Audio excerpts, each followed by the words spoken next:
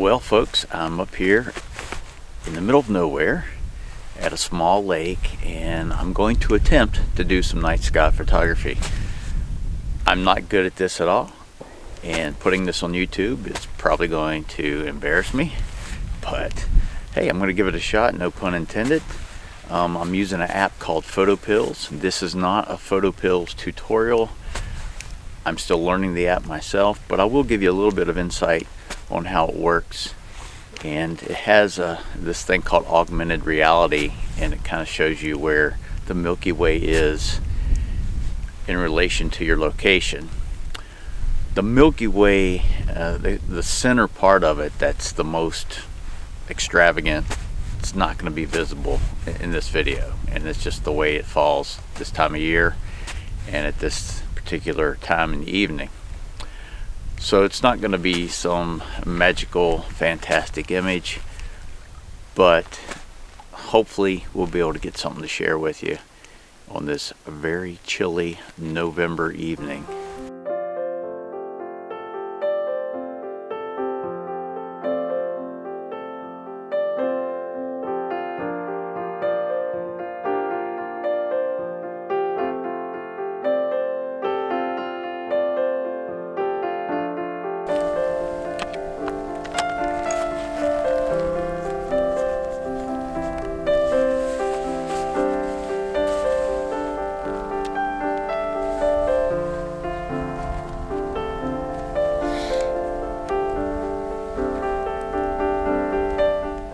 This is the augmented reality for photographing the Milky Way, and it's probably going to be tough for you to see how this works, but basically tells you the direction that the Milky Way will be facing you when you're attempting to photograph it, and how much of the center of it will be visible.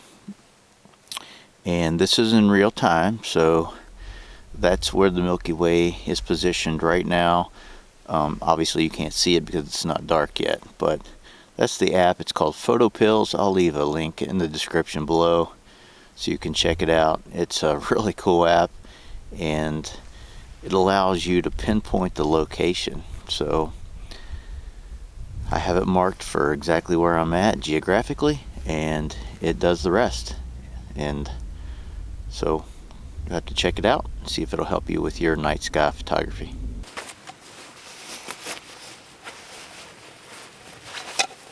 So according to my app, the Milky Way should be lining up right where this rock is.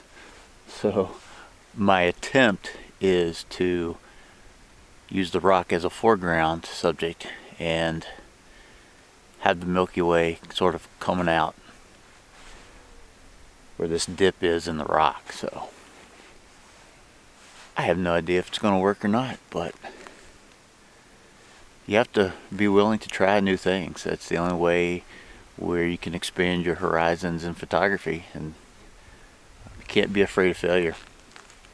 You can't worry about what other people are going to think. You have to go out and just do your thing and let the chips fall where they may, and practice, practice, practice.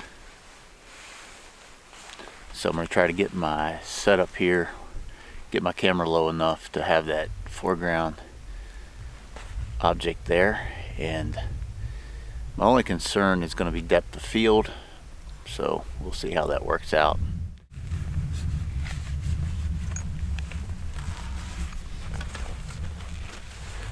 So I'm just prepping everything and getting my camera level according to the horizon guide, or whatever you want to call it. Did I mention it's cold out?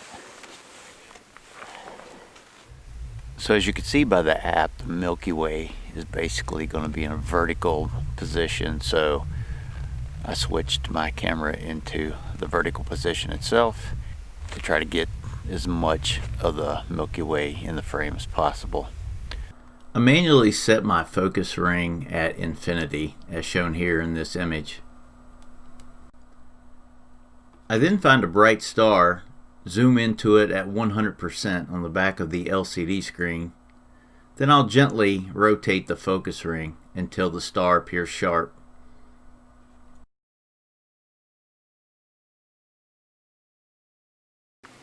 Also, I'm using the 500 rule.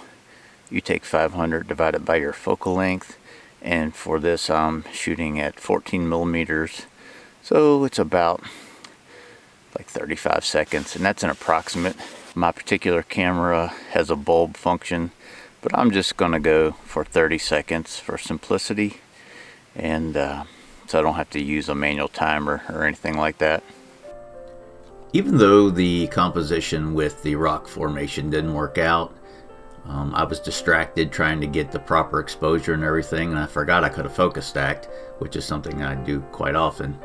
But I kind of like the image here where the top of the one tree sort of reaches up into the base of the Milky Way section that is visible.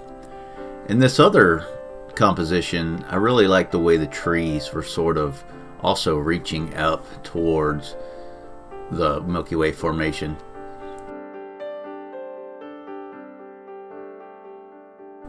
I think my favorite shot of all was actually during blue hour, when the wind was strong, blowing the clouds. There was still some residual light from the sunset, and it sort of gave a nice formation here with a very pretty blue sky.